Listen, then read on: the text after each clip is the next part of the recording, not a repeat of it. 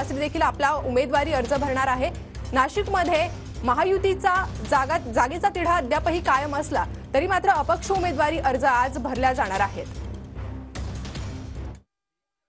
खरं तर स्वामी शांतिगिरी महाराज यांनी या अगोदर देखील एका मुहूर्तावरती आपला उमेदवारी अर्ज जो आहे तो दाखल केला होता। त्यानंतर आज पुन्हा एक उमेदवारी अर्ज जो आहे तो आज शक्ती प्रदर्शन करत ते दाखल करणार आहेत। आपण जर दृश्यांमध्ये बघितलं तर स्वामी शांतिगिरी महाराज यांच्या भक्त परिवाराकडून या ठिकाणी मोठ्या प्रमाणात गर्दी जी आहे ती करण्यात आलेली आहे आणि थोड्याच वेळात स्वामी शांतिगिरी महाराज शक्ती प्रदर्शन करत नाशिकच्या जिल्हाधिकारी कार्यालयाकडे रवाना होणार आहेत आणि त्या ठिकाणी आपला उमेदवारी अर्ज जो आहे तो दाखल करणार आहेत।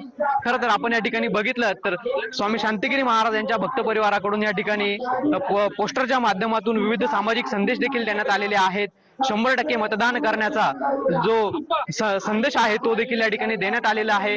विविध महापुरुषांचे फोटो जे आहेत ते देखील या ठिकाणी आपल्याला झळकताना पाहायला मिळत आहेत। थोड्याच वेळात स्वामी शांतिगिरी महाराज हे नाशिकच्या जिल्हाधिकारी कार्यालयावरती शक्ती प्रदर्शन करत दाखल होणार आहेत आणि आपला नाशिक लोकसभेसाठीचा उमेदवारी अर्ज आहे तो दाखल करणार आहेत।